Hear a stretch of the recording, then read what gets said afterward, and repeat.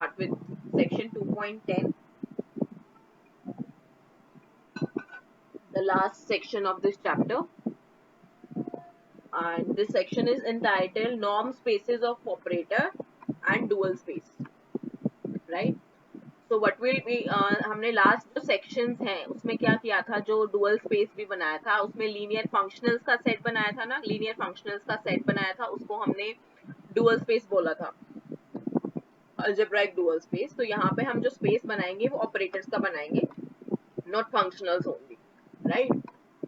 तो अगर x and y हमारे पास दो नॉर्म स्पेसेस हैं, रियल और कॉम्प्लेक्स, ठीक है, and over the same field की, राइट, देन जो सेट हम बोल रहे हैं bxy, this bxy is a set of all linear operators that are bounded from x, and operators are from x to y, right? तो जो bxy set बोल रहे हैं वो किस चीज का सेट हो गया, सारे के सारे bounded linear operators x to y जितने भी डिफाइन हो सकते हैं उनका सेट हो गया bxy, राइट? नाउ LXY जो था वो क्या था, set of all linear operators. अगर इसको डिनोट करते हैं set of all linear operators को LXY से, तो BXY जो है L का सबसेट होगा क्लियरली, बिकॉज B में क्या आ रहे हैं, बाउंडेड एंड लीनियर, और L में क्या थे, सिर्फ लीनियर, राइट? तो हमने अभी क्या किया है, वी डिफाइन एक सेट BXY, जो सेट किस चीज का है, operators defined from x to y, x and y दोनों नॉर्म स्पेसेस हैं, राइट? एंड जो ऑपरेटर है that is linear and bounded. तो हमने उस सेट को नाम दिया है BXY, ठीक है? And if x is equals to y then हम इसको लिखेंगे BX से, right? Then first point to note is this bxy is a vector space under the operations of summation and scalar multiplication, right? So जब sum लगाएंगे t1 plus t2 of x and scalar multiplication, so in operations को consider करते हुए जब set था bxy, उसको हम prove कर सकते हैं कि वो एक vector space होगा, ठीक है? Operations कौन कौन से हैं, addition and scalar multiplication. So the next theorem is the first theorem of this section.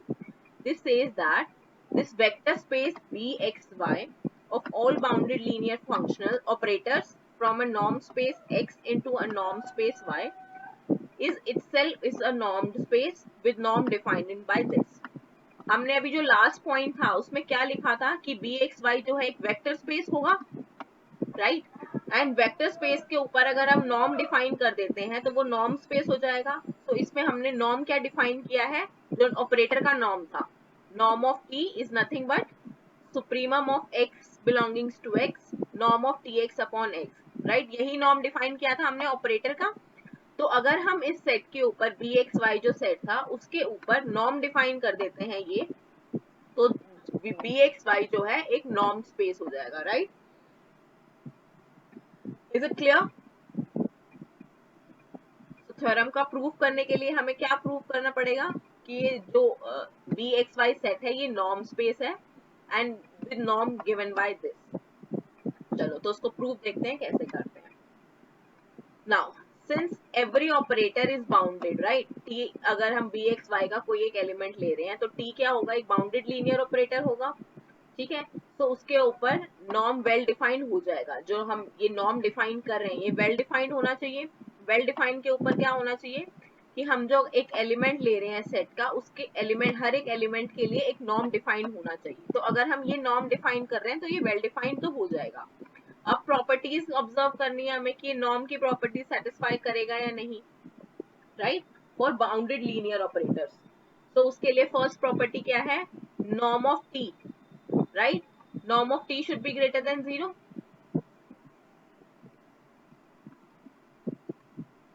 This should be greater than equals to 0. ठीक है? And norm of t क्या है, supremum of this tx upon norm of x.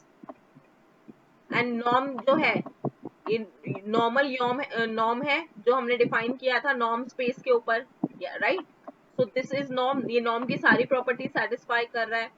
So this quantity जो हमने circle में लिखी है norm of T x upon norm of x, ये पॉजिटिव है, सुप्रीमम भी पॉजिटिव होगा, that means norm of T is greater than equals to 0। तो फर्स्ट प्रॉपर्टी सेटिस्फाई हो गई N1।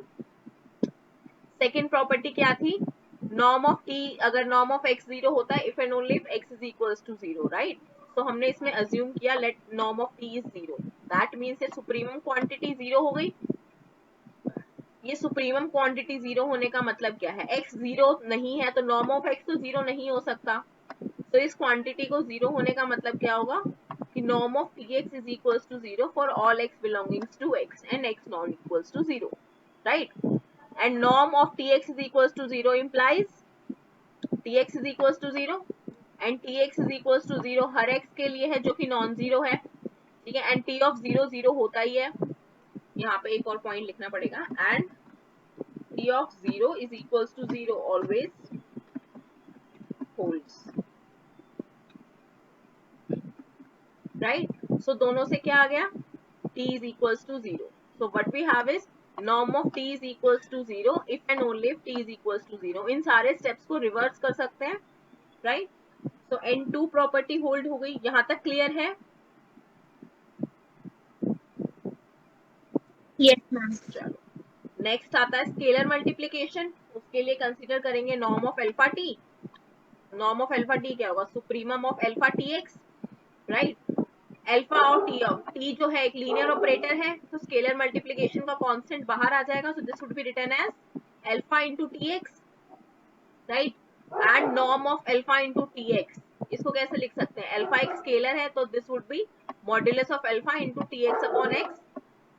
सुप्रीमम हम ले रहे हैं x के ऊपर, तो उस केस में जो अल्फा वाली टर्म है मॉड्यूलस ऑफ अल्फा ये कांस्टेंट होगी तो सुप्रीमम के बाहर आ जाएगा, so this is nothing but modulus of alpha into ये टर्म बच गई। अब this term is nothing but norm of t, right? तो स्केलर मल्टीप्लीकेशन भी होल्ड हो गया।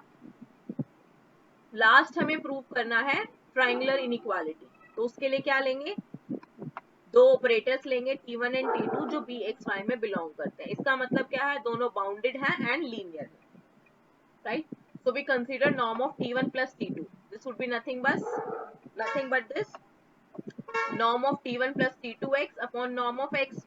अब T1 एंड T2 दोनों लीनियर है, तो एडिशन के ऊपर इनको डिस्ट्रीब्यूट कर सकते हैं, तो this would be nothing but T1x plus T2x का नॉर्म, राइट। एंड ये नॉर्म है, ये वाली quantity T1 norm of T1x plus T2x ये नॉर्म के अंदर है, एंड नॉर्म जो है ट्राइंगुलर इनइक्वालिटी को सेटिस्फाई करता है, तो उस प्रॉपर्टी से ये दोनों की दोनों सेपरेट टर्म्स हो जाएंगी, supremum of norm of T1x upon norm of x and T2x upon norm of x, right? So first quantity is nothing but T1 and second is nothing but T2. So triangular inequality भी prove हो गई, so that implies चारों की चारों properties हो गई, so this defines a norm and hence this is a norm space. इस theorem के proof में कहीं doubt है तो पूछो।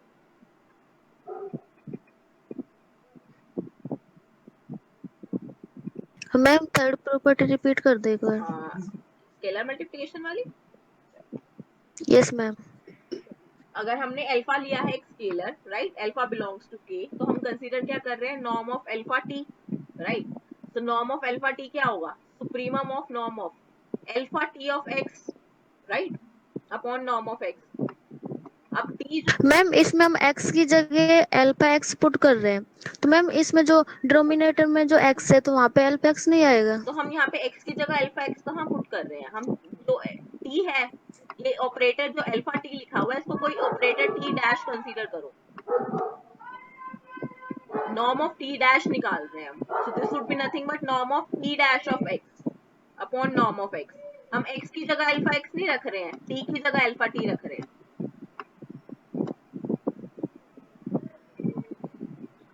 समझ आया? अगर हम यहाँ पे अल्फा t को कोई ऑपरेटर डिफाइन करते हैं t डैश, राइट, तो यहाँ पे हमें निकालना क्या है, norm of अल्फा t, तो इसको क्या लिख सकते हैं then, norm of t dash, right? So this would be nothing but supremum norm of t dash of x divided by norm of x, right? यही क्वांटिटी आएगी।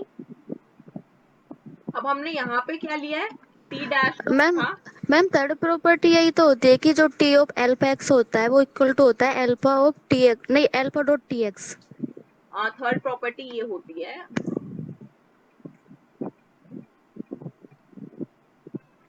अगर x हम स्केलर ले रहे हैं नॉर्म के लिए, अगर x जो है एक x में है, ठीक है, तो थर्ड प्रॉपर्टी ये कहती है then norm of alpha x would be equals to norm of x, right. अब यहाँ पे हमारा जो एलिमेंट x है वो क्या है, एक ऑपरेटर है, ये किसी भी नॉर्मल एलिमेंट x के लिए है, राइट। लेकिन हमारा यहाँ पे ऑपरेटर क्या है, x क्या है, एक हमारे पास सेट जो है वो bxy सेट है x, हमारे पास जो स्पेस गिवन है that is nothing but bxy space, and bxy का एलिमेंट किस टाइप का होगा, ऑपरेटर होगा एक, t होगा, ये जो इसका ऑपरेटर एलिमेंट होगा, t is in bxy, right. So जब हम ये क्वांटिटी लिख रहे हैं x in x then norm of x is equals to x, so इस केस में क्या हो जाएगा,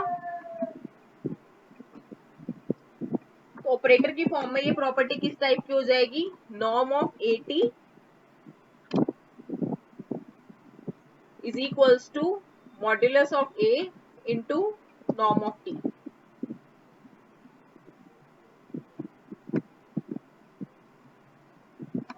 अब क्लियर हुआ, okay ma'am, thank you ma'am. ठीक।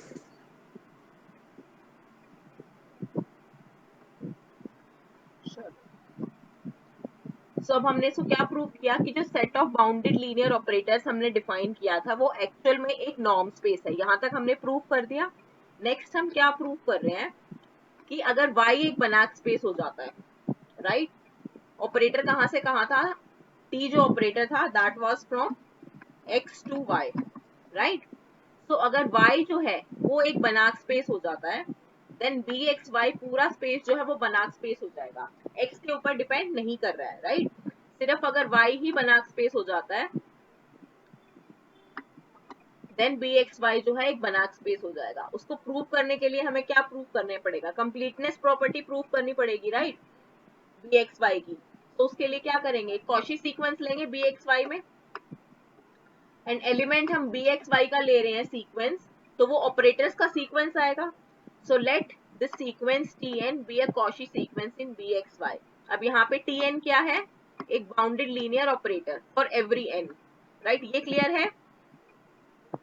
देन अब कॉशी सीक्वेंस होने का मतलब क्या है, हर एक एप्सिलॉन के लिए एक पॉजिटिव इंटीजर n मिल जाएगा such that norm of tn minus tm is less then epsilon for all this. ये कॉशी सीक्वेंस की डेफिनेशन है equation 1, right। Now what we do is we take consider norm of tnx minus tmx, इसको क्या लिख सकते हैं, norm of tn minus tm of x, right, and then इसको क्या लिख सकते हैं, सेपरेट करेंगे norm को, so this would be nothing but norm of tn minus tm into norm of x। ये क्लियर है, and norm of tn minus tm क्या था, less than epsilon from equation 1, right। So this ये क्या आया, this complete term norm of tnx minus tmx is less than epsilon times norm of x for all mn greater than n, right। Equation 2 आ गई हमारे पास, equation 2 आ गई, यहां तक क्लियर है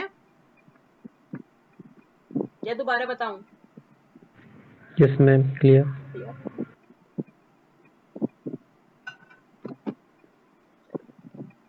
तो इक्वेशन 2 के बाद क्या आया, अगर हमें कोई एक फिक्स्ड x है हमारे पास एंड एक एप्सिलॉन नॉट गिवन है, so we can choose epsilon is equals to epsilon x so that this epsilon x norm of x is less than epsilon naught।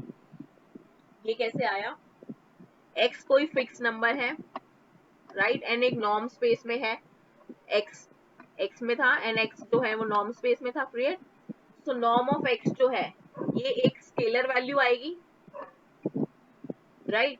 So epsilon जो है वो हमारे पास एक given था एप्सिलॉन, सो epsilon भी एक real number है एंड नॉर्म ऑफ x भी एक स्केलर वैल्यू है। तो ये पूरी जो मल्टीप्लीकेशन है epsilon x norm of x, ये एक हमारे पास स्केलर नंबर आएगा। तो हर एक स्केलर नंबर से एक हम नंबर बड़ा ढूंढ सकते हैं हमेशा, राइट। फील्ड में आर में या सी में किसी में भी एक नंबर हम हमेशा एप्सिलॉन नॉट ढूंढ सकते हैं।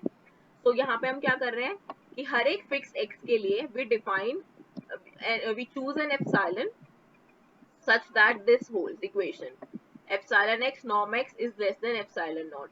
अब यहाँ से क्या आएगा, जब हम इस इक्वेशन का यूज करेंगे इक्वेशन 2 में, इस इक्वेशन को जब हम इक्वेशन 2 में अप्लाई करेंगे तो क्या आएगा, norm of tnx minus tmx is less than epsilon naught for all x and for all mn greater than equals to n। ये क्लियर है? Yes ma'am. ठीक है। सो दैट ये जो इक्वेशन आई हमारे पास फाइनल, इससे क्या आया, norm of tnx minus tmx is less than epsilon for all x and for all mn greater than equals to n। that means जो सीक्वेंस आएगी हमारे पास tnx वो कॉची सीक्वेंस है, कॉची सीक्वेंस की डेफिनेशन है ये वाली। तो जो सीक्वेंस है tnx वो कॉची है y में, एंड y हमने क्या अज्यूम किया था, y is a Banach space, right. y को हमने बनाक स्पेस अज्यूम किया था, बनाक स्पेस है दैट मीन्स कंप्लीट। तो इसमें जितने भी कॉची सीक्वेंस होंगी वो इसको कन्वर्ट करेंगी इसमें। So that implies since y is complete, so tnx converges in y। Clear है? अगर कन्वर्ज कर रहा है तो दैट मीन्स हम इसका एक लिमिट निकाल, इसकी लिमिट को अलोकेट कर सकते हैं। तो हमने बोला कि जिस पॉइंट को ये कन्वर्ज कर रहा है मान लो वो पॉइंट y है, right. So limit tnx is equals to y हमने अज्यूम कर ली। अब इसके बाद क्या करेंगे, अब ये y में है, राइट। तो हम अगर एक ऑपरेटर लेते हैं, ऑपरेटर डिफाइन करते हैं txy, जिसको हम डिफाइन करते हैं that is t of x is equals to y।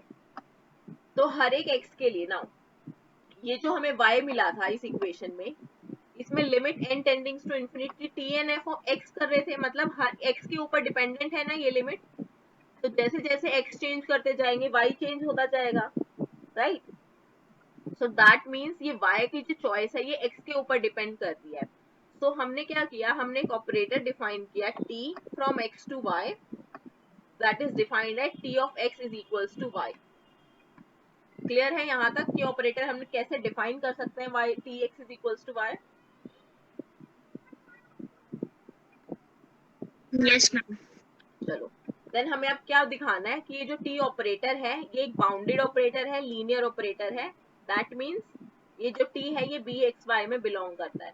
इसको प्रूव करने से क्या हो जाएगा, हमने यहाँ पे एक सीक्वेंस ली थी कॉची सीक्वेंस, हम ये प्रूव करेंगे कि ये जो कॉची सीक्वेंस है tn ये कन्वर्ज कर जाएगी t को, राइट। सो दैट मीन्स वो बनाक स्पेस हो जाएगा। तो उसके लिए हमने पहले t को लीनियर प्रूव करना है। t को लीनियर प्रूव करने के लिए क्या कंसीडर कर रहे हैं, t of alpha x plus beta z, right. Now this would be nothing but y, और y क्या था, t of x y क्या था, limit of tn x, right. तो अगर हम t of alpha x plus beta z देख रहे हैं so that would be nothing but limit n tending to infinity tn of alpha x plus beta z। ये clear है ना? अब tn जो था वो क्या था, एक bounded linear operator. So alpha इसके ऊपर ये डिस्ट्रीब्यूट हो जाएगा, so this would be nothing but alpha tn x plus beta tn z, right. Then alpha scalar है बाहर आ जाएगा, so this would be, and limit को जो है एडिशन के ऊपर डिस्ट्रीब्यूट कर सकते हैं। So this would be nothing but alpha limit tnx plus beta limit tnz, right. And limit tnx क्या था, tx, एंड लिमिट tnz क्या था, tz। So what we have is t of alpha x plus beta z is equals to alpha tx plus beta z। That means t linear हो गया, हमने prove कर दिया। ये क्लियर है? कोई डाउट हो तो यस मैम। मैम ये लिमिट वाला कैसे हुआ, ये limit n tends to infinity ये कैसे लिख दिया? ये वाला, ये फर्स्ट स्टेप। हाँ हाँ। देखो जहाँ पे हमने यहाँ पे लिमिट ये डिफाइन किया था, लिमिट एक मिनट में पेन का कलर चेंज कर दूँ ताकि समझ आ जाए। यहाँ पे जो हमने ये डिफाइन किया था, ये क्या डिफाइन किया था, limit n tendings to infinity tn x is equals to y, right. And then हमने डिफाइन किया operator y is equal to tx। तो यहाँ पे जो हमने tx डिफाइन किया है वो एक्चुअल में क्या आ गया, y, एंड y को हमने किस चीज से लिखा था, that was limit n tending to infinity tnx, right. So tx यहाँ ओके से क्या मैम। आया, limit n tending to infinity tnx। Clear. Clear. Next हमें प्रूव करना है कि t बाउंडेड है। बाउंडेड प्रूव करने के लिए क्या प्रूव करते हैं, norm of this is less than some number हम प्रूव कर सकते हैं, राइट, रियल नंबर। तो उसके लिए tn इज बाउंडेड हर एक n के लिए, ये हम ऑलरेडी अज्यूम करके चले हैं कि tn जो है bxy में बिलोंग करता है, so therefore tn is bounded. Now तो इक्वेशन 2 में अगर हम m को इंफिनिटी पे टेंड करवाते हैं, दिस वाज इक्वेशन 2, इसमें m को अगर हम इंफिनिटी टेंड करते हैं तो क्या आ जाएगा, tm कन्वर्ज किस पे कर रहा है, t के ऊपर, राइट। यहां से tn कन्वर्ज किसके ऊपर कर रहा है, t के ऊपर ना। तो जब हम limit n tending to infinity करेंगे या इसमें m टेंडिंग टू इंफिनिटी करेंगे for in this case, so that would be nothing but tx। So norm of tnx minus tx अगर हम कंसीडर कर रहे हैं, so this would be nothing but tnx minus this, right. Equation 2 से आया है, tx की जगह हम ये लिख सकते हैं limit m tending to infinity tm of x, and this would be nothing but, limit को बाहर लेके आएंगे क्योंकि m के ऊपर लिमिट चल रही है, एंड ये जो फर्स्ट वाली टर्म है tnx ये n के ऊपर डिपेंडेंट है, तो m के करस्पॉन्डिंग ये कांस्टेंट हो गई, तो नॉर्म लिमिट को हम टोटली बाहर लेके आ सकते हैं। so this would be nothing but limit m tending to infinity norm of tnx minus tmx, right। so this is less than epsilon mod x, ये हमने ऑलरेडी प्रूव किया है ऊपर, this was less than epsilon mod x। so यहाँ से क्या आया, norm of tnx minus tx is less than epsilon norm of x, ठीक है, for all x। so x अगर नॉन जीरो है तो इस norm of x को डिनोमिनेटर में ला सकते हैं, and this term is nothing but, इसका अगर हम सुप्रीमम लेंगे तो this would be nothing but norm of tn minus t which is less than epsilon for all n greater than equals to n, for all n greater than n। Equation third तक clear है, yes ma'am. ठीक है। Now यहाँ से हमारे पास क्या आया कि norm of tn minus t is less than epsilon for every n, that means tn minus t एक बाउंडेड ऑपरेटर हो गया, right. And tn minus t bounded है, tn हमारे पास ऑलरेडी बाउंडेड था, एंड t को हम क्या लिख सकते हैं, tn माइनस t लिख सकते हैं, right. tn is already bounded, tn minus t को हमने बाउंडेड प्रूव कर दिया, so therefore t operator is bounded, therefore t हमारा जो एलिमेंट हमने लिया था वो bxy में बिलोंग कर रहा है। Is it clear.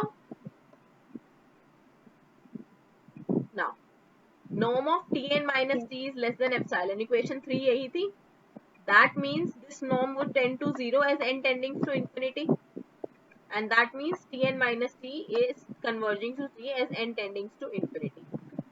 so इसकी जो लिमिट है that is also t and this belongs to bxy। तो हमारे पास क्या आ गया, हमने एक एलिमेंट सीक्वेंस ली थी tn सीक्वेंस जो कि बाउंडेड लीनियर ऑपरेटर थी, bxy में बिलोंग कर रही थी। हमने क्या प्रूव किया कि वो कन्वर्ट कर रही है एक सीक्वेंस t को, एक ऑपरेटर t को, एंड वो ऑपरेटर t खुद भी bxy में बिलोंग करता है। दैट मीन्स जो bxy स्पेस आ गया वो कंप्लीट स्पेस हो गया, and hence this is a Banach space, क्योंकि नॉर्म स्पेस तो ये है ही। इज दिस प्रूफ क्लियर, और कहीं डाउट है तो पूछो।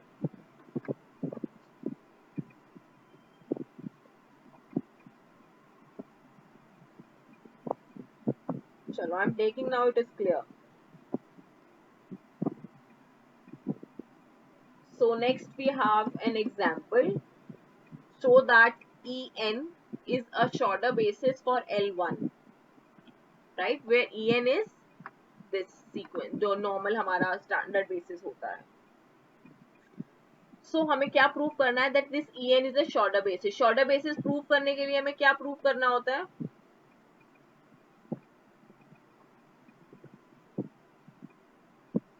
याद है डेफिनेशन शॉर्टर बेसिस की?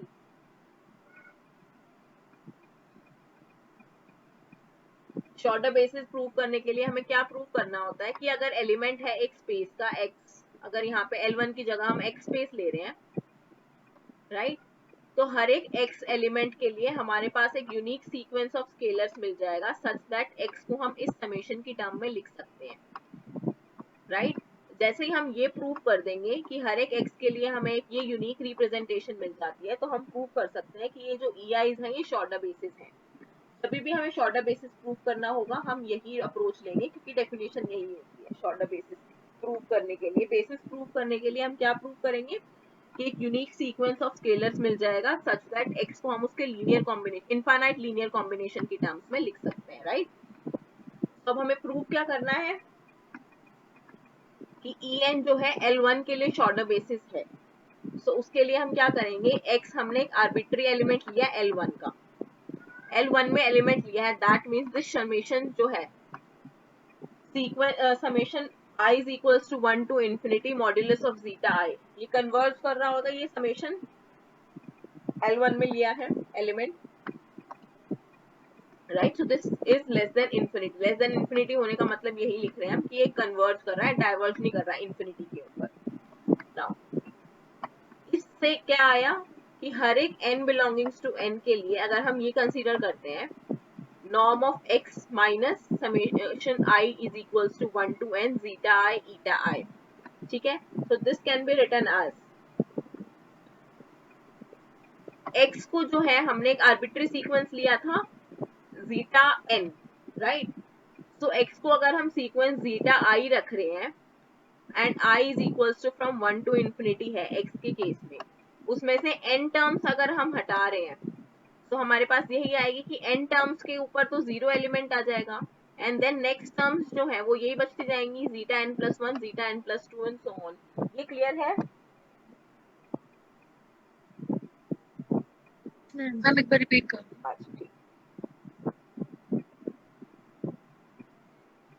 तो हम क्या कह रहे हैं, x जो है हमारे पास that is sequence zeta I, right.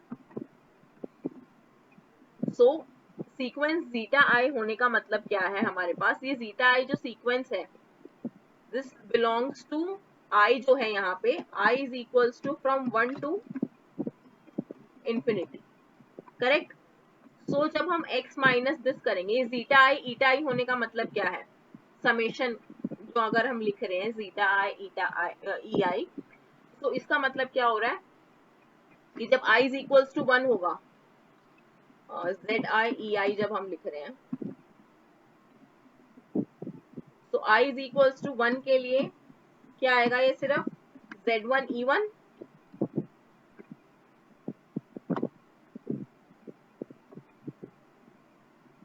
z1 e1 आएगा, और I is equals to 2 के लिए क्या आएगा, z2 e2 and so on, right. तो जब इन सब टर्म्स का हम समेशन लेंगे I is equals to 1 to n, summation जब ले रहे हैं तो that would be nothing but z1 e1 plus z2 e2 plus so on, right.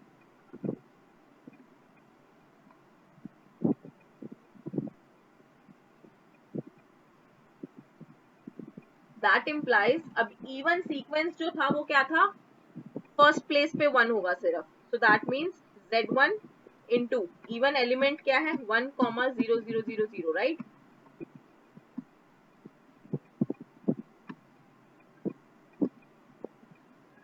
Plus z2 into E2, E2 क्या है सेकेंड प्लेस पे 1। तो जब हम इन सब का समेशन ले रहे हैं, ये दिख रहा है तुम्हें या ओवरराइट हो रहा है? अब ठीक है, ठीक है। तो जब हम इन सब का समेशन ले रहे हैं तो हमारे पास सीक्वेंस क्या आएगी, सीक्वेंस के एलिमेंट्स आएंगे z1 फर्स्ट प्लेस पे, then z2, then z3 and so on, right. So ये जो सीक्वेंस बन रही है I is equals to 1 to n zeta I, ये वाली जो सीक्वेंस है summation 1 to n, this is nothing but this z1 z2 z3 up to so on, right, n तक जाएगा एंड ये फाइनली, क्योंकि summation i is equals to 1 to n है। देन हम कर रहे हैं x माइनस दिस। x में क्या था, सारे zeta i elements, x was nothing but zeta i, so x was sequence zeta i। so इसको हम क्या लिख सकते हैं, एलिमेंट किस टाइप का होगा ये, z1 z2 and up to so on, बीच में एक zn आएगा, देन ये इनफाइनाइट तक जा रहा है समेशन, सो ये ऑन चलता जाएगा, राइट। तो जब हम x माइनस दिस समेशन करेंगे, दिस x माइनस दिस, तो इसमें n टर्म्स वाली जो टर्म्स हैं वो तो जीरो हो जाएंगी, राइट। देन उसके बाद सिर्फ क्या बचेगा, जीरो, ये zn plus one, zeta n plus two and up to so on. So यही वाली टर्म बची जो लिखी हुई है नॉर्म के अंदर, ये वाली टर्म बची, n तक के एलिमेंट जीरो, उसके बाद zeta n plus one, zeta n plus two and so on. अब क्लियर हुआ? Yes ma'am. चलो नाउ Yes, ma'am. अब इसको क्या लिख सकते हैं, फर्स्ट टर्म्स तो सारी जीरो है, so this can be written as summation, and zeta i's जो है वो स्केलर्स हैं, राइट। सो इसको हम क्या लिख सकते हैं, this is equal, sorry norm निकाल रहे हैं, स्केलर्स नहीं है, L1 नॉर्म निकाल रहे हैं।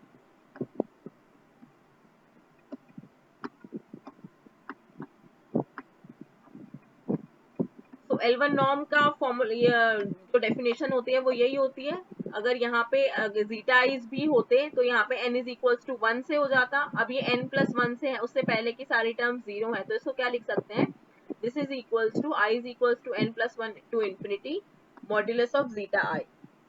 Is it correct? यहाँ तक समझ आया? Yes, ma'am.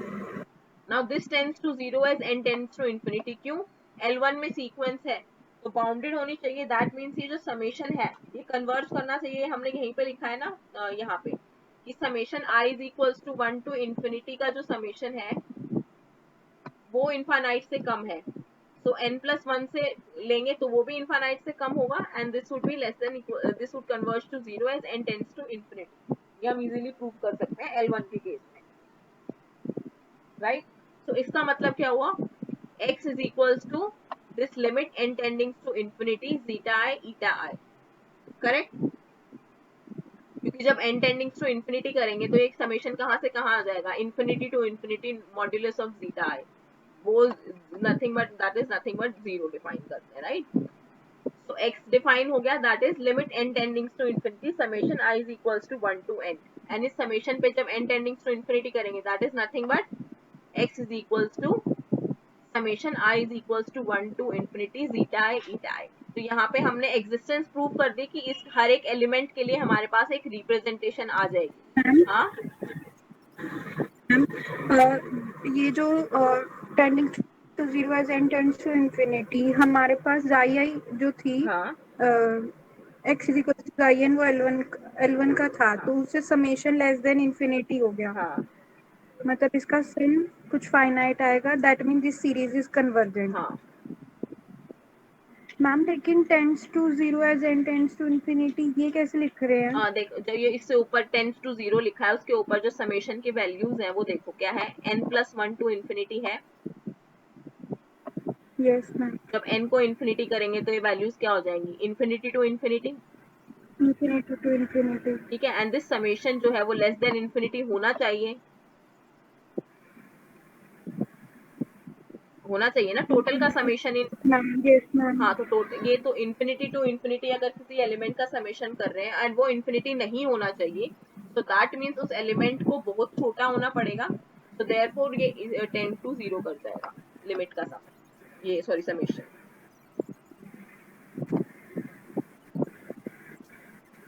Okay ma'am. And यहाँ पे हमने एग्जिस्टेंस प्रूव कर दी, एग्जिस्टेंस क्लियर है?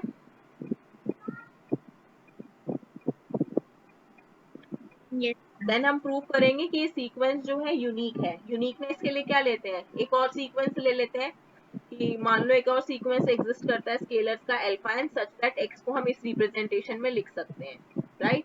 तो इसका लिखने का मतलब क्या है, x is equal to summation i is equal to 1 to infinity alpha i लिख रहे हैं, दैट मीन्स इसको इस फॉर्म में लिख सकते हैं, लिमिट की फॉर्म में, limit n tending to infinity i is equal to 1 to n alpha i, right, equation 2 की फॉर्म में लिख सकते हैं x को. नाउ x की रिप्रेजेंटेशन ये भी है एंड जीटा है ईटा आई वाली भी है, तो दोनों इक्वल होनी चाहिए क्योंकि दोनों x के ही इक्वल है, right, and that implies RHS को LHS में लेके आएंगे, सो लिमिट को कंबाइन करेंगे, that would be nothing but summation i is equals to 1 to n zeta i minus alpha i into ei is equals to 0, right. And ये denote क्या कर रहा है, norm function, limit n tendings to infinity अगर 0 हो रहा है, limit n tendings to infinity अगर 0 हो रही है of this summation, that means हम क्या बोल सकते हैं कि norm of this element tends to 0 as n tending to infinity, क्योंकि इसमें लिमिट माइनस करेंगे एंड लिमिट ऑलरेडी 0 है, तो उसको लिखने का और नहीं लिखने का कोई यूज नहीं है. So this implies this summation 1 to n zeta i alpha i this tends to 0 as n tending to infinity, right, and that would mean nothing but modulus of zeta I eta I, क्योंकि इसको हम जो है distribute करेंगे, so this would be less than equals to summation norm of, जब इसके ऊपर apply करेंगे norm of zeta I minus alpha आई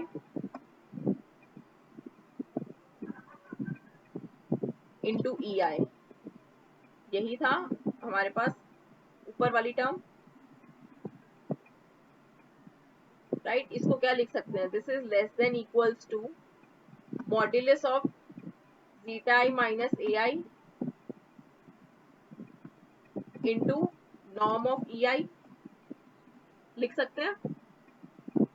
यहाँ पे नॉर्म की जगह मॉड्यूलस लिखा है क्योंकि ये जीटा आई और अल्फा आई जो है स्केलर्स हैं, राइट. तो हमने जब इसको इस फॉर्म में लिख दिया है, नॉर्म ऑफ ई आई क्या है 1, right. So therefore this is nothing but summation modulus of zeta i minus alpha I, and this tends to 0 as n tending to infinity, and that implies zeta I is equals to alpha I for all n. कोई doubt हो तो पूछो.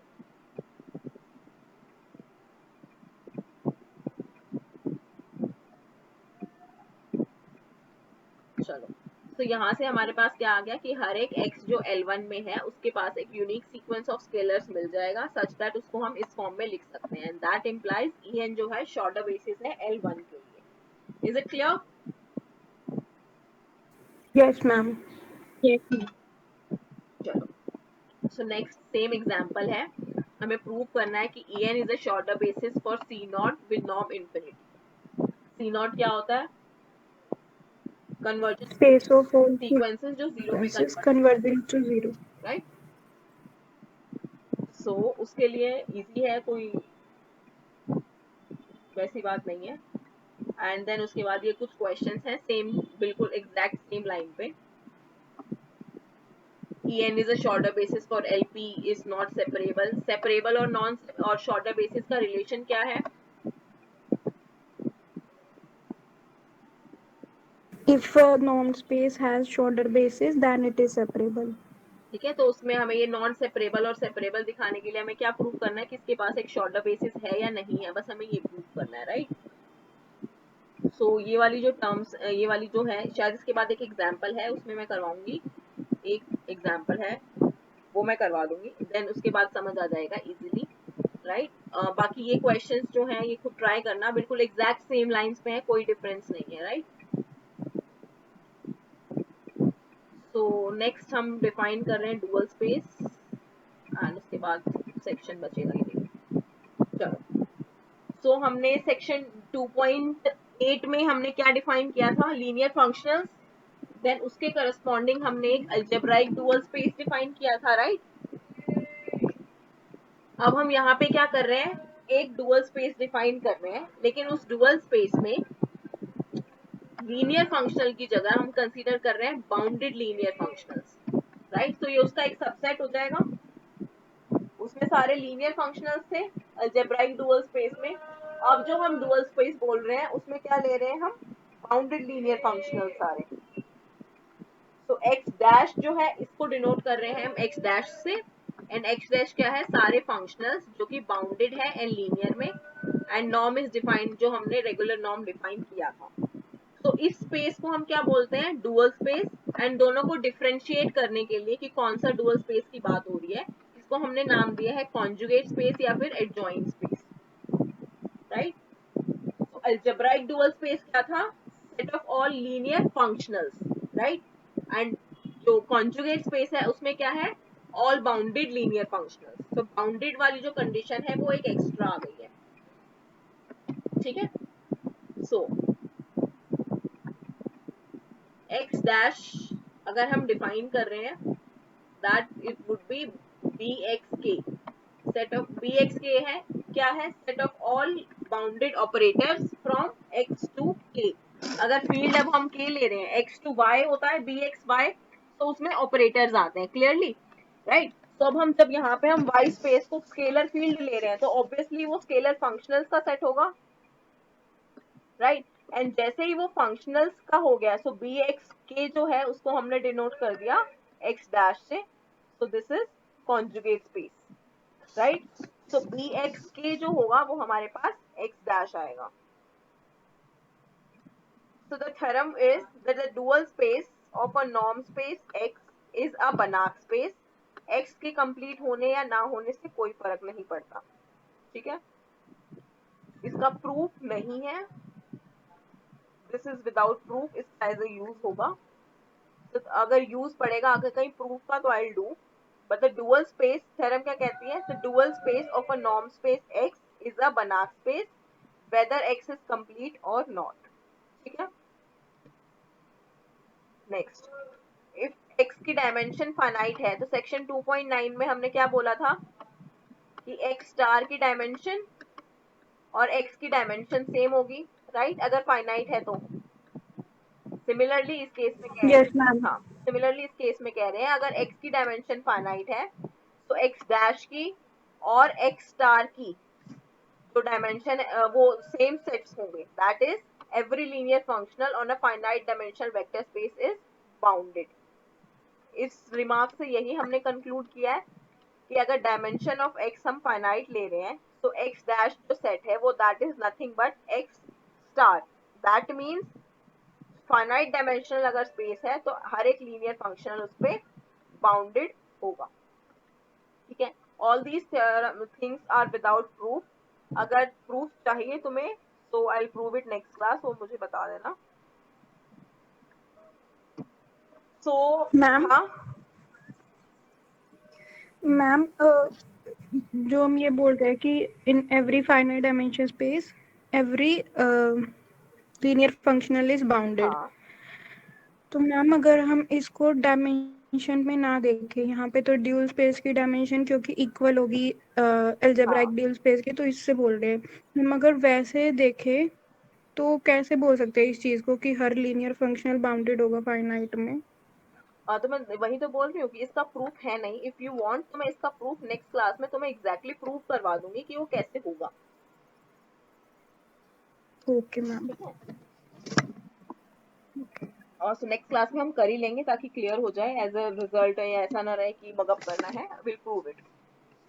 Yes ma'am. चलो, so the question, ये जो section है 2.10, this is basically about the application जो हम कर रहे हैं, राइट, क्योंकि इसमें हमने कुछ नया पढ़ा नहीं है, दिस इज ऑल जो हमने अभी तक पढ़ा है उसका यूसेज है, ठीक है। तो इसमें एप्लीकेशंस हैं एंड क्वेश्चंस हैं। क्वेश्चंस जैसे dual space of R n is R n, अब आर एन की जगह कोई सी एन का पूछ सकता है, एल एन एल वन का पूछ सकता है। So this is all but you have to do, right, कि कैसे करते हैं इज द मेथोडोलॉजी जो एक समझनी है वो हर एक स्पेस के ऊपर अप्लाई होगी, राइट। तो हम प्रूव कर रहे हैं पहले कि dual space of R n is R n, ठीक है।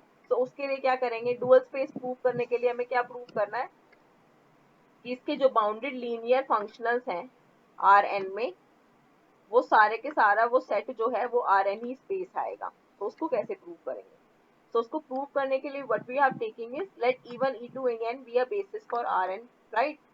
देन हर एक x जो है आर एन में इसको यूनिकली इस फॉर्म में लिख सकते हैं, x is equals to summation zeta I eta I from I is equals to 1 to n, right?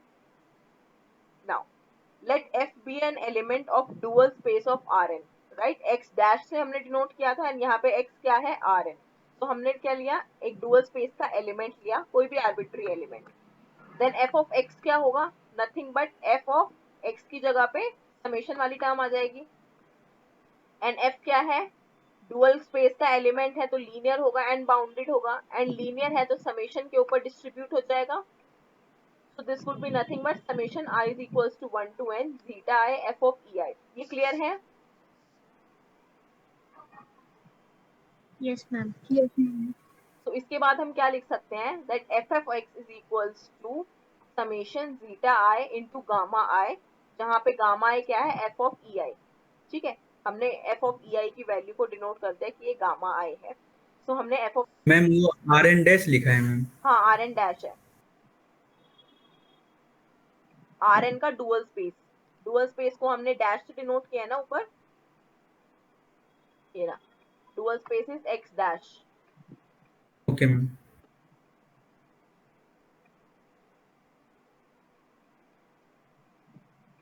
ठीक है, अब हमारे पास क्या आ गया कि हमारे पास कोई भी लीनियर फंक्शनल अगर हमने उसके डुअल स्पेस में लिया, सो एलिमेंट जो है fx उसको इस फॉर्म में लिख सकते हैं, समेशन जीटा आई गामा आई. अब हम क्या प्रूव करेंगे कि ये जो गामा आईज है ये आर्बिट्री नहीं है बल्कि यूनिकली डिफाइंड है. ठीक है, तो उसके लिए यूनिकली डिफाइन करने के लिए हम क्या करेंगे कि हम एक मैपिंग डिफाइन करेंगे t which is from Rn dash to Rn. ठीक है, ये मैपिंग क्या कर रही है, Rn डैश मतलब डुअल स्पेस से स्पेस के ऊपर मैपिंग जा रही है. डिफाइन कैसे हो रही है, t of f is equals to gamma r gamma to gamma n, right? So that means इसके जो कोफिशिएंट्स आए f of gamma f of x को जब हमने इस समेशन की टर्म्स में लिखा तो जीटा आई क्या थे, वो तो वही वाले कोफिशिएंट्स थे जो x के थे. चेंज क्या हुआ है, गामा आई. तो हमने हर एक f के लिए एक मैपिंग डिफाइन की है such that t of f is nothing but उसके वो कोफिशिएंट्स, राइट? एंड ये कोफिशिएंट्स की वैल्यू क्या थी, f of e1 f of e2 and f of an. ठीक है, तो अब हम क्या प्रूव करेंगे कि t जो है वो 1 1 है, ऑन टू है, लीनियर है. ठीक है, एंड बाउंडेड है. ठीक है, उससे क्या आएगा कि ये एक मैपिंग आ जाएगी हमारे पास जो कि लीनियर है, बाउंडेड है एंड 1 1 है, ऑन टू है. दैट इम्प्लाइज ये उसका वो हो जाएगा, सॉरी, डुअल स्पेस के लिए हमें क्या चाहिए था, लीनियर बाउंडेड फंक्शन. मैम ये मैपिंग कैसे आई है, ये t f is equal to gamma 1 gamma 2? हमने एक डिफाइन किया मैपिंग t. ठीक है, जिसको हमने लिया है कहाँ से, डुअल स्पेस से ओरिजिनल स्पेस के ऊपर, t of Rn dash to Rn. अब Rn डैश लिया है तो Rn डैश का एलिमेंट किस टाइप का होगा, फंक्शनल टाइप का. तो t ऑफ f आएगा, डोमेन में एलिमेंट f आएगा, तो t ऑफ f. नाउ अब इसकी जो रेंज में एलिमेंट्स आने चाहिए वो Rn से आने चाहिए, राइट? कोडोमेन Rn है, दैट मींस n टपल्स आएंगी. तो हमने ये जो गामा 1 गामा 2 डिफाइन किए हैं, ये डिफाइन किया है इस इक्वेशन a से. ए इक्वेशन में हमारे पास क्या आया था कि fx को हम लिख सकते हैं समेशन जीटा आई गामा आई. यहाँ पे जीटा आई क्या थे, x के कोफिशिएंट्स आ रहे थे जो बेसिस के साथ, राइट? तो वो तो एज इट इज रह रहे हैं. इसमें चेंज क्या हो रहा है, जब हम fx को x से fx आ रहे हैं, ये वाले कोफिशिएंट्स चेंज हो रहे हैं, गामा आई, राइट? तो हम ये प्रूव करेंगे कि हर एक f के लिए जो गामा आईज मिल रहे हैं हमारे पास, उसके लिए हमारे पास एक बाउंडेड लीनियर ऑपरेटर हम डिफाइन कर सकते हैं. उससे क्या हो जाएगा, हमारे पास एक सेट आ जाएगा जो कि बाइजेक्टिव मैपिंग होगी, बाउंडेड एंड लीनियर ऑपरेटर्स होंगे. एंड मैपिंग कहाँ से कहाँ है, डुअल स्पेस से Rn. अब बाइजेक्टिव दिखाने से क्या होगा, ये या तो Rn से Rn डैश में लिखते हैं या Rn डैश से Rn में लिखेंगे तो कोई ज्यादा फर्क नहीं पड़ेगा, राइट? बाइजेक्टिव इसलिए प्रूव कर रहे हैं. हमें चाहिए क्या था, बाउंडेड लीनियर ऑपरेटर, वो हमने प्रूव कर दिया. ठीक है, तो डुअल सेट में क्या आना था, हमने प्रूव कर दिया. हमारे पास एक मैपिंग आ रही है, ठीक है, जो लीनियर है एंड बाउंडेड है एंड 1 1 ऑन टू है. दैट मीन्स ये सेट जो है इंटरचेंज कर सकते हैं 1 1 ऑन टू से. एंड बाउंडेड है, लीनियर है, दैट इम्प्लाइज डुअल स्पेस के एलिमेंट को हम इस फॉर्म में लिख सकते हैं, राइट, जो कि बाउंडेड फंक्शन होंगे। ये गामा इज कहाँ से आए, एफ की रिप्रेजेंटेशन से। क्लियर है? मैम हमने ये मैपिंग ये 1 1 on 2 किस लिए शो करा है ये? अच्छा देखो, जब हम ऊपर डिफाइन कर रहे थे यहाँ पे जब हम डुअल स्पेस डिफाइन कर रहे थे तो हम क्या कह रहे थे कि x से हम x डैश में जा रहे थे ना, बाउंडेड। x के एलिमेंट से x डैश में जा रहे थे, यस मैम। ठीक है। सो अब हमने जब इसको हम 1 1 on 2 प्रूव कर रहे हैं तो इससे क्या हो जाएगा, हम मैपिंग डिफाइन कहाँ से कर रहे थे, डुअल स्पेस से मेन स्पेस के ऊपर, राइट, एंड 1 1 on 2 यस हो गई, ma'am. That means inverse mapping भी डिफाइन कर सकते हैं ना, yes ma'am. Rn to Rn dash. तो वही है कि जरूरी नहीं है कि सिर्फ ये वन वे डिफाइन कर सकते हैं, हम टू वे भी डिफाइन कर सकते हैं। दैट मीन्स दोनों स्पेसेस के लिए हमारे पास एक फंक्शन होगा जिसको हम डिफाइन कर सकते हैं विद हर एक f के लिए हमारे पास गामा आइज मिल जाएंगे, गामा आइज के साथ हमारे पास f होगा। मैम ये जो गामा इज यूनिकली डिटरमाइंड है हाँ so that gamma equal to F of E I है, हाँ ये तो मैम जैसे हमने 2.9 सेक्शन में भी किया था, since e i's are the basis, हाँ तो F of E i equals to gamma i जो है, ये तो यूनिकली डिटरमाइंड ही होंगे। हाँ तो मैम ये गामा आई की यूनिकनेस तो वहां से आएगी ना? हाँ हाँ, ये यूनिकनेस वहीं से आए, तभी तो लिखा है नोट दैट, अलग से प्रूव नहीं कर रहे हैं, ओके मैम। आएगा वहीं से ये।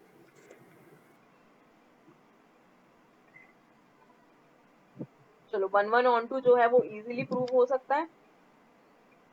1 1 प्रूव करने के लिए अगर हम टी ऑफ एफ को 0 लेके चल रहे हैं, that means t of f is equals to 0। तो ये हर एक गामा आइज जो है वो 0 होनी चाहिए, दैट मीन्स कि एफ आइज जो है, ये एन टपल जो है ये पूरी 0 टपल होनी चाहिए, that means each f i is 0, right, each f i is 0, that means f is equals to 0, हर एक बेसिस एलिमेंट पे 0 वैल्यू दे रहा है, right. So 1 1 is already prove. Onto clear है, क्योंकि हर एक गामा आई अगर हम लेंगे एफ ऑफ ई आई, जितने भी एलिमेंट्स लेंगे उसके करस्पॉन्डिंग हमेशा हमें एक एफ मिल जाएगा, जिसको हम इस तरीके से डिफाइन कर सकते हैं ए इक्वेशन से, राइट।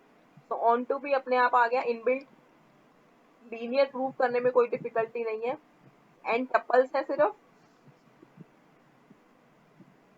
तो अगर alpha f1 plus beta f2 consider कर रहे हैं टी ऑफ दिस, तो ये टपल्स में डिस्ट्रीब्यूट होगा विद इवन के e one e to e n के ऊपर वैल्यूज, राइट। अब ये सारे के सारे फंक्शनल्स थे, लीनियर थे, तो ये डिस्ट्रीब्यूट हो जाएंगे, and that would be nothing but alpha T F one plus beta T F two. तो लीनियर जो है वो भी इजीली प्रूव्ड है। लास्ट हमारे पास क्या बच गया, इसको बाउंडेड प्रूव करना। नाउ बाउंडेड प्रूव करने के लिए, now modulus of F x क्या है, modulus of zeta A gamma i, क्योंकि एफ की वैल्यू है ये वाली जीटा ए गामा आई, ठीक है, एफ की वैल्यू सिर्फ सब्स्टिट्यूट की है। Now this is nothing but Cauchy Schwarz inequality से क्या आएगा, इसको हम डिस्ट्रीब्यूट कर सकते हैं इस फॉर्म में। तो modulus of summation zeta e gamma is less than equals to these under multiplication of these square roots, Cauchy-Squartz inequality, ठीक है। एंड ये फर्स्ट वाली टर्म क्या है, नॉर्म ऑफ एक्स, क्योंकि एक्स क्या था, summation zeta e i, right, and R n के ऊपर नॉर्म क्या है, यूक्लिडियन नॉर्म डिफाइन होता है, so this is nothing but Euclidean norm. तो नॉर्म ऑफ एक्स आ गया, एंड यहाँ पे गामा आई की जगह पे हमने सब्स्टिट्यूट कर दिया एफ ऑफ ई आई वापस से, ठीक है।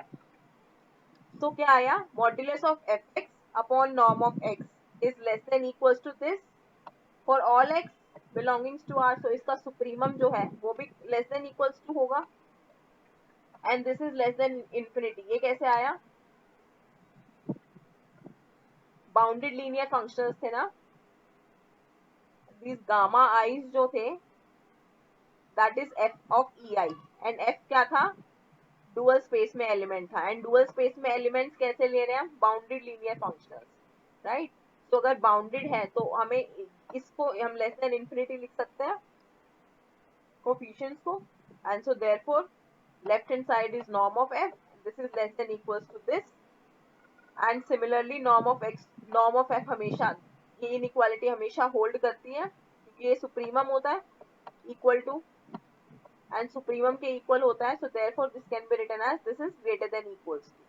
क्लियर है? यहाँ तक क्लियर है तो मैम हाँ मैम वो नॉर्म ऑफ एक्स ये ऐसे ये क्या कैसे आया? Summation I going from 1 to n this is I I.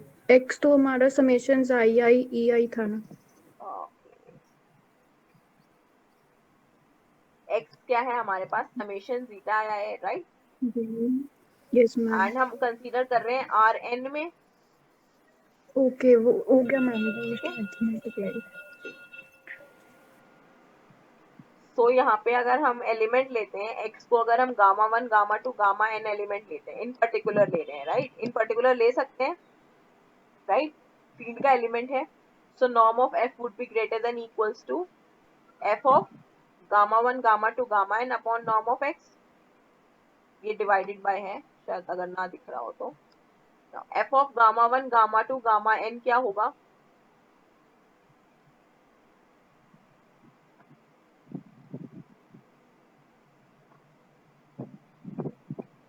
F of X क्या था?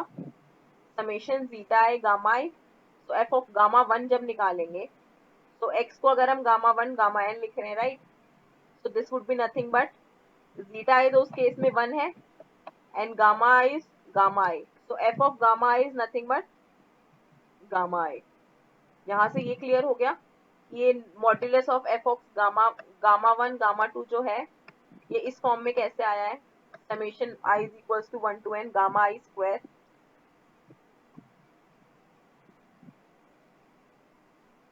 समझ आया ये?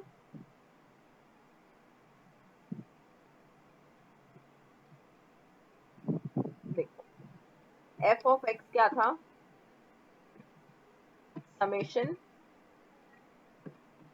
zi gamma i, right? And यहाँ पे zi क्या था? कोफिशिएंट था x का, समेशन zi ei लिख देते हैं, राइट? तो zi यहाँ से आया है, so f of x is equals to this. So अगर हम f of gamma one gamma two, x क्या था यहाँ पे? Rn में था, राइट? तो अगर हम x को ले रहे हैं, एलिमेंट ही gamma one gamma to gamma n ले रहे हैं, सो f ऑफ दिस क्या आएगा? x। f ऑफ x क्या आएगा? यहाँ पे इसके कोफिशिएंट्स क्या है? इसको कैसे लिख सकते हैं? This is equals to summation gamma i, क्योंकि कोफिशिएंट वन है, gamma i into E i. इसको ऐसे लिख सकते हैं x को, this is equals to summation ji i gamma i into E i, summation is from i is equals to 1 to n, right? तो जब हम इस फॉर्म में देख रहे हैं कि x हमारे पास क्या है? Summation ji I E I, and उसको ऊपर से कंपेयर कर रहे हैं, तो एफ एक्स क्या आएगा हमारे पास? This is nothing but summation ji I into G I. ये क्लियर हुआ? Which is equals to summation ji I square. अब क्लियर हुआ ये, या कोई डाउट है?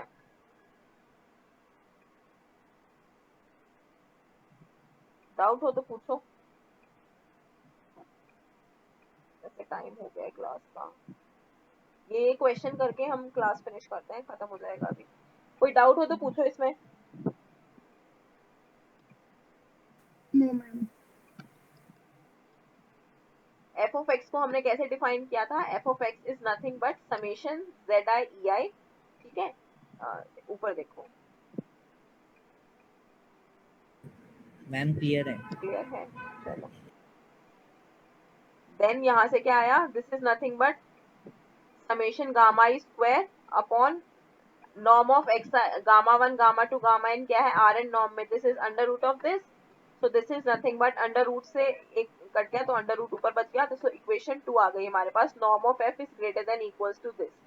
नाउ फ्रॉम 1 and 2, 2 क्या है? Norm of f is greater than equals to this, and norm of f was already less than equals to this.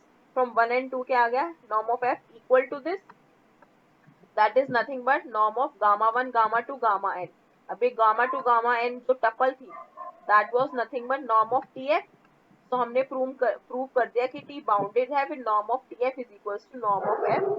सो ये जो डुअल स्पेस Rn है, Rn का है, दैट वुड बी ये isometric to Rn, isomorphism हमने prove कर दिया है ना, बाइजेक्टिव हो गया, लीनियर हो गया, बाउंडेड हो गया। तो हमने ये जो आइसोमेट्रिक कंडीशन है इसकी वो प्रूव कर दी कि जो डुअल स्पेस ऑफ Rn है वो Rn के ही सिमेट्रिक है, so therefore this dual space is nothing but Rn। कोई डाउट हो तो पूछो।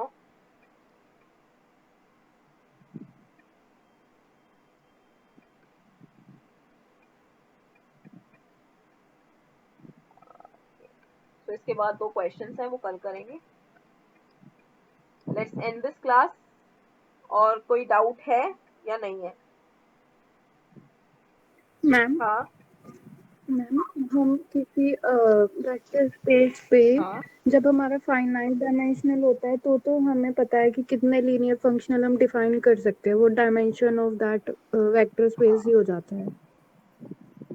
लेकिन मैम अगर इनफाइनाइट है, इनफाइनाइट डायमेंशन वेक्टर स्पेस है, तो कोई हमारे पास फॉर्मूला है जिससे हम ये बता सके कि इस पर इतने लीनियर फंक्शनल डिफाइन हो सकते नहीं, हैं? जैसे R, अगर हम R ही ले रहे हैं, नॉर्म स्पेस R को, R से R पे जा रहे हैं फंक्शंस, तो R से R के ऊपर जाने वाले कितने फंक्शनल्स हैं? अनकाउंटेबल है। कांस्टेंट फंक्शन मैम लेंगे तो भी कांस्टेंट फंक्शन भी फंक्शनल होगा, and that yes ma'am, infinite number of हो जाएंगे, uncountable. Okay ma'am. And ma'am हमने कल वो 2.9 में जीरो वेक्टर किया था, हाँ तो उसमें क्या था कि for all x not belongs to x जो था, एफ एक्स नॉट अगर जीरो होता है तो x not equals to zero. हाँ तो मैम अगर हम किसी मैपिंग का कर्नल देखते हैं तो उसके अंदर हम क्या लेते हैं कि वो डोमेन के एलिमेंट्स कर्नल में वो एलिमेंट्स आते हैं सच दैट मैपिंग पे जब ऑपरेट हो तो वो जीरो दे, हाँ और अगर कर्नल सिर्फ जीरो ही आ गया तो वो 1 1 हो जाती है मैपिंग। मैम अब इस तरीके से जैसे फंक्शनल्स जो थे वो मैपिंग थी एक्स टू आर, हाँ अब मैं हर एक्स नोट जब भी ऑपरेट कर रही हूँ और वो जीरो पे मैप हो रहा है तो एक्स नोट मेरा जीरो ही आ जा रहा है, हाँ मतलब kernel of this mapping f equals to zero. तो मैम इससे तो हर लीनियर फंक्शनल 1 1 आ जाएगा। नहीं, अगर हर एक एलिमेंट पे अगर फंक्शनल जा रहा है जीरो, तो फंक्शनल जीरो होगा। तो उसके कर्नल में क्या आता है, एलिमेंट्स आते हैं जिस पे वो जीरो जा रहा है, तो वो पूरा स्पेस हो जाएगा Yes. कर्नल, जीरो एलिमेंट थोड़ी होगा कर्नल। नहीं मैम, जीरो वेक्टर जब डिफाइन किया था हमने तब ऐसे ही किया था कि जब F x not equals to zero है for all x not belongs to X, तो वो एक्स नॉट ही जीरो आ जा रहा था हमारा। एक मिनट, तुम ये बोल रहे हो कि एफ ऑफ एक्स नॉट अगर हम जीरो बोल रहे हैं तो देन फॉर ऑल क्या है, all x not belongs to X, ये फॉर ऑल फॉर भी ऑल था X not belongings to X. Then X not is zero. नहीं, then F is zero. No ma'am, limit तो हम देखो मैम टू हर एक एक्स नॉट के लिए बोल रहे हैं, हर एक एक्स नॉट यस चाहे मैम, कुछ भी हो, तो उस केस में अगर एफ जो है हर एक एलिमेंट के ऊपर जीरो वैल्यू दे रहा है, तो इसमें एक्स नॉट लिखने की जगह हम एक्स ही तो लिख सकते हैं, कोई डिफरेंस थोड़ी पड़ेगा। F of x is equal to zero for all x in x, तो दैट इम्प्लाइज फंक्शनल को जीरो होना है। तो इसका इस केस में जो कर्नल आएगा वो पूरा स्पेस आएगा। एंड अगर हम ये लिखते हैं, सेकंड कंडीशन क्या आती है, अगर हम लिख रहे हैं F of x is equal to zero for all F, then हम लिख सकते थे S is X is equal to zero. Difference ये आ रहा है कि किस एलिमेंट के ऊपर हम वेरिएशन देख रहे हैं। अब मैम आप 1 1 सेकेंड वाले केस में होगा, हाँ 1 1 वाली कंडीशन अब सेकंड वाले में आएगी जिसमें फॉर ऑल एफ के हाँ लिए।